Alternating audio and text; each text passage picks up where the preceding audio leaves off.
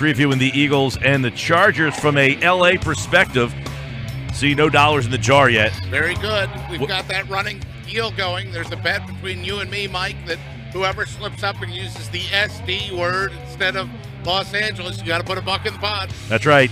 Matt Smith is in L.A. He is the voice of the Chargers, on the Chargers Radio Network, where the Eagles will be this weekend in front of 27,000 strong there, PT. Probably a lot of Eagles fans. Matt, how are you? I'm well, Mike. I got to tell you, Pete, it would probably cost me a heck of a lot more than $1 if I dropped the SD during a broadcast. Yeah, you're an HD kind of guy. That's pretty funny. There has been some already murmurs that there's some buyer's remorse here. I mean, is there some discussion that, hey, let's reverse course and go back down to San Diego, or is that just hearsay, fake news? Yeah, I have not heard that at all. They knew this was a long play. Actually, I think they've been more encouraged than they originally had anticipated. Because, look, I don't think they made the announcement and said, okay, all of Los Angeles is just going to go, oh, well, the Chargers are coming. Great. I'm a Charger fan now. That's just not how L.A. is built. You know, you have pockets of fans of every team, and you still have just a load of Raider fans that will never stop being Raider fans. They will never become fans of any other team, no matter, if their team moves to San Diego, a city that they hate, and that was their greatest rivalry, they'd still be Raider fans. So you're basically playing for fans that weren't fans of a football team already and just all of a sudden are going to decide to take up professional football, or just kind of decide to break off with whatever team they started following from another city because they have one in town, and that certainly is no easy task. Well, it can't be helpful that the team is starting off 0-3 and has lost some tough games here. They're virtually season on the brink right here, you would think, with this Eagles team coming across the country. And I wonder, a lot of the talk this week is this team's got weapons. I mean, Gordon, Gates, Allen, obviously they got some guys in the passing game, and then there's Rivers, who threw 3 picks last week. And if you were to look at the Chargers and say, well, the reason that, potentially they struggled last week is because the quarterback threw 3 picks, where do you see the strength of the San Diego offense? Well, the strength is Phillip. I mean, there's no question. He had a really bad game, and those were not, picks that were created because the O-line let him down or miscommunications with his receivers. I mean, he was just bad, and it's hard to explain because I did not see that in the first 2 games at all. He staged that comeback against the Broncos and threw for nearly 200 yards in the fourth quarter and a couple touchdowns. He was throwing the ball great against the Dolphins with no running game that afternoon. And then this kind of came, and there were just a couple of, there should have been 5 interceptions, to be honest with you, Mike. I mean, you had Marcus Peters drop one that hit him in the hands, and it's not like he had to reach for it or anything. And then you had the safety that, thought he had a pick, and it ended up getting overturned. So it's, I look at it as that seemed like an anomaly, like an aberration. And if, in fact, that was the case, the other facets of this team seem to be playing well enough to win games and not be 0-3. Teams seemingly have been able to run the ball against this defense. They do have a very good pass rush, which has been talked a lot about here. But seeing the Eagles run 39 times for 193 yards last week, is that something that's been brought up a time or two?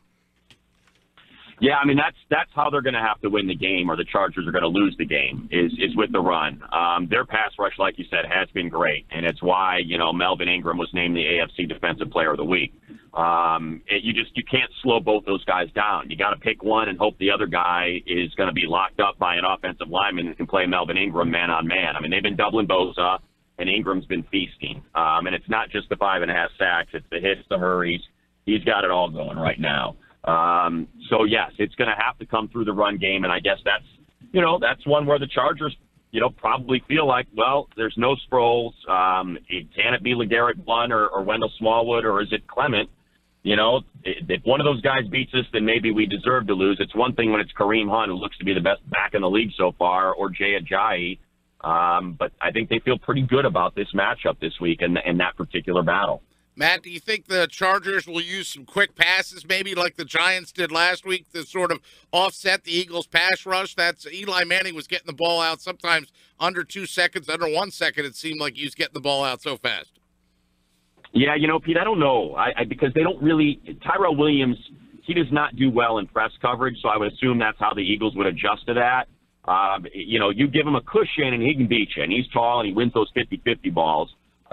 Keenan would be the guy, and he is as good as they come in man-to-man matchups. I don't know if there's a better man coverage receiver out there that can break his guy off with just technical route running. So I think that'd be the way they go with that. More what I've seen from Ken Whisenhunt in that pass game is just kind of leaking Gordon out in the flat. I don't know why Hunter Henry has not been used in 2 of the 3 games. I mean, literally not used. 0 targets in 2 of the 3. The other one, he had 7 targets, 7 catches, and 70 yards. So I think they're probably going to try to get their tight ends going a little bit more. And believe it or not, I mean, even though it's a ragtag bunch, the highlight of this O-line has been pass blocking. I mean, Phillip Rivers, like I said, those interceptions last week were just bad throws. The pass blocking's been good, and he's been pretty clean. So they've allowed him to hang back there a little bit longer and get some of those deeper routes become available, like Travis Benjamin, running those, kind of those posts or the post corners. So if it was a quick passing sort of idea, Pete, I guess what I'm saying is that'd be a break from character through the first 3 weeks. Well, and since you mentioned the tight end position, you mentioned Hunter Henry. Sometimes a guy getting pressed for his job or seeing the replacement then motivates him. How involved is Gates still in the offense and the offense? Is he still the focal point? He's kind of the tight end, it seems like, in that 13 package. So, for whatever reason, when they're running a lot of 2 tight ends with Henry and McGrath, their other big blocking tight end, to try to get that run game going. And when they go, just 3 receivers, it seems like it's Gates that's on the inside of, 2 of those receivers on one side. And that's, I think it's a lot more limited than we're used to seeing from him, but I think it's just a product of all the mileage that he's got on those legs. And, combined with, like you said, the young guy that's pushing him, that's really just, in 2017, a better all-around tight end than Gates. This is an interesting team because they got some skill position players there, but Gordon, very important with the knee situation. Looks like he's going to play, but what has his role kind of been in the offense for them? And do you anticipate that they're going to be able to use him in that role this week with the injury? I mean, it seems like once these guys play, like, you watch them and you're like, why were they even questionable? Like, if you play, these guys are full bore, but do you like a running back with the knee? This is stemming from a previous injury, right? Yeah, I mean, I think the concern is that it tightened up on him in that game against the Chiefs, and that really hurt him because he was running. It was the best he's run the ball. Probably, believe it or not, even though he had some really good games. I mean, that first half he was trucking linebacker safeties. He was eluding linebackers. We had not seen that this year.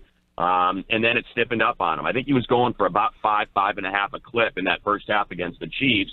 And prior to that, I think he had come in averaging a little over 2 yards. It was just first contact was bringing him down. He wasn't eluding any safety. So he seemed to find something. And unfortunately, that knee injury crept up on him and kept him out of that second half. And that really was it for the Chargers trying to get out with a win there. As far as Sunday, I suspect they're going to do the same thing. They're going to try to give him a heavy load, and they're going to try to use him to wear down that Eagles defensive front because we know how deep it is, and they rotate a lot of guys so that they, feel like they have that advantage at the end, in that fourth quarter, and that's what Anthony Lynn always talks about. I want to wear down a defensive front. So in the fourth quarter, my offense has the advantage, and those guys are beat up, and I think he's tried to do it, and it just has not been able to happen in these first 3 games. Matt Smith, the voice of the Chargers. By the way, Fletcher Cox out, Destiny Vallejo out. So 2 defensive tackles for the Eagles will be out on Sunday against the Chargers. Last guy I'm interested in is Mike Williams. The back surgery, obviously, the back injury that kept him out. Now, I guess he's been around practice. Any thoughts that he'll be ready soon? Well, we were told, we weren't really told October. It was hinted that October, seemed to be realistic. I think it's being very cautious. He's a high draft pick. He's super talented. It's someone, that had literally a broken neck in college at one point, and is now, I think, there's just a little trepidation on his part with the back. And I think they're worried that if it's a guy out there that's not willing to go 100%, that's how you end up getting hurt. So I think they want him to be comfortable. They want to be comfortable, and they don't want him out there half-stepping, and maybe hurting himself when there's really no reason for him to, because they are pretty deep at the wide receiver position. Now that Inman's healthy again, Travis has been pretty good in the slot there. And, of course, outside you got Tyrell and Keenan Allen. So I get that Mike Williams is going to be a big upgrade when he comes in, probably to where Tyrell Williams is.